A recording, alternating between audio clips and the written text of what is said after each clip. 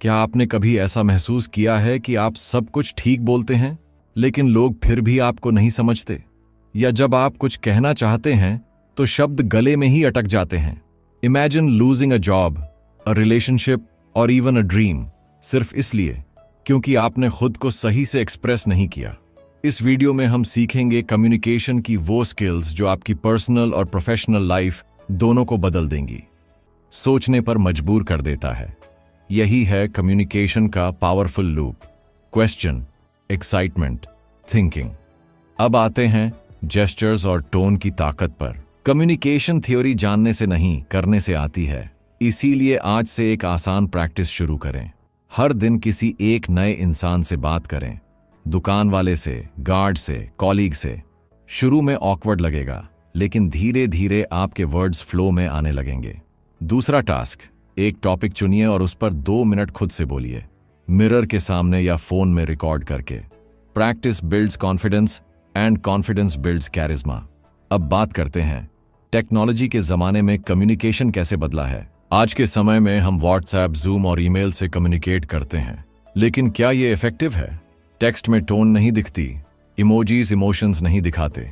एक ओके का मतलब गुस्सा भी हो सकता है और सिंपल एक्सेप्टेंस भी। इसलिए डिजिटल कम्युनिकेशन में क्लैरिटी सबसे जरूरी है। Short sentences, clear tone and context देना सीखिए। और हाँ, कॉल करने से कभी मत डरिए। कई बार एक 30 सेकंड कॉल 10 मैसेजेस से ज्यादा इफेक्टिव होती है। सोचिए, आप किस तरह कम्युनिकेट करते हैं, टेक्स्ट से या दिल से? रावी एक बहुत ही स्किल्ड एम्प्लॉई था, लेकिन ऑफिस में उसे अंडर एस्टिमेट किया जाता था। रीजन? वो मीटिंग्स में चुप रहता था, अपने आइडियाज कॉन्फिडेंटली रख नहीं पाता था। एक दिन उसके दोस्त ने कहा, तू जीनियस है, लेकिन लोगों को कैसे पता चलेगा जब तू बोलेगा ही नहीं? तभी रावी ने एक फैसला लिया, हर हफ्ते एक बार मीटिंग में जरूर बोलेगा, चाहे एक लाइन ही क्यों ना हो। और धीरे धीरे उसकी आवाज सुनी जाने लगी। कम्युनिकेशन में साइलेंस भी एक लैंग्वेज है, लेकिन समय आने पर बोलना आना चाहिए। अब हम बात करते हैं लिसनिंग की एक और पावरफुल फॉर्म की, रिफ्लेक्टिव लिसनिंग।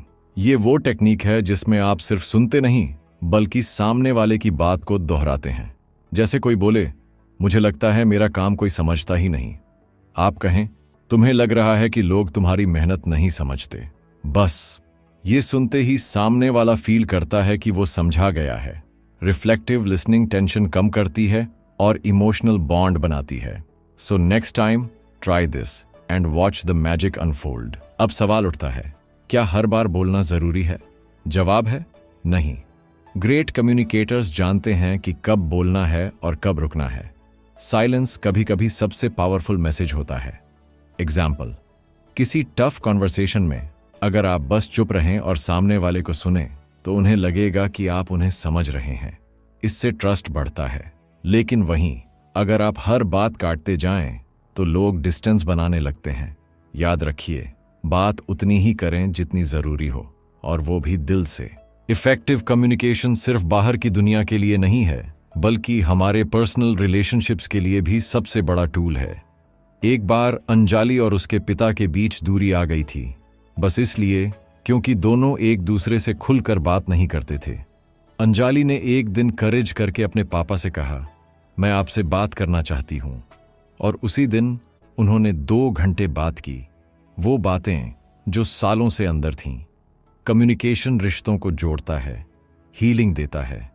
अगली बार किसी से दूर महसूस करें, बात कीजिए। अब सोचिए, आप अपने कम्युनिकेशन में सबसे ज्यादा स्ट्रगल कहां करते हैं? पब्लिक स्पीकिंग में, या अपने इमोशंस को वर्ड्स में बदलने में, या किसी बहस में काल्म रहने में? इस सोच से ही इंप्रूवमेंट की शुरुआत होती है। एक्सपर्ट्स कहते हैं, जो अपनी कम्युनिकेशन स्किल्स बेहतर करता है वो अपनी जिंदगी बेहतर करता है। तो क्यों ना आज से एक कमिटमेंट लें, हर दिन कम्युनिकेशन में 1% बेटर बनने का। अब हम जानेंगे वो फॉर्मूला जिससे आप भी स्टेज पर शाइन कर सकते हैं। तो तैयार हैं? चलिए शुरू करते हैं public speaking mastery. Public speaking की शुरुआत होती है तैयारी से। जब आप स्टेज पर जाते हैं तो सबसे पहले आपका माइंड नहीं, आपकी एनर्जी बोलती है। अपनी स्पीच को स्क्रिप्ट की तरह मत याद कीजिए, बल्कि समझिए, अपने शब्दों को फील कीजिए। स्टीव जॉब्स जब प्रेजेंटेशंस देते थे तो वो रिहर्सल्स में घंटों बिताते थे।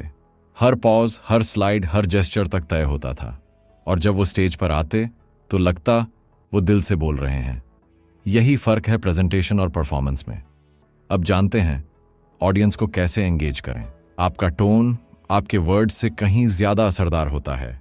एक सिंपल थैंक यू को अगर आप मुस्कान के साथ कहें तो सामने वाला खुश होता है, लेकिन वही थैंक यू अगर आप बिना एक्सप्रेशन, थके हुए टोन में कहें तो ऑपोजिट असर होता है। इसी तरह जेस्चर्स, हाथों का मूवमेंट, चेहरा, बॉडी पोस्चर सब मिलकर आपके मैसेज को ताकत देते हैं। कभी मिरर के सामने प्रैक्टिस कीजिए। एक ही सेंटेंस को अलग अलग टोन और जेस्चर्स के साथ बोलिए। You will feel the difference. अब बढ़ते हैं रियल लाइफ अभ्यास की तरफ। ऑडियंस को एंगेज करने के लिए जरूरी है स्टोरी टेलिंग। प्लेन फैक्ट से लोग बोर हो जाते हैं, लेकिन एक अच्छी कहानी उन्हें जोड़े रखती है। सोचिए, जब आप किसी दोस्त को कोई मजेदार घटना सुनाते हैं तो एक्सप्रेशंस बदलते हैं, हाथ हिलते हैं, एक्साइटमेंट आती है। वही मैजिक स्टेज पर चाहिए।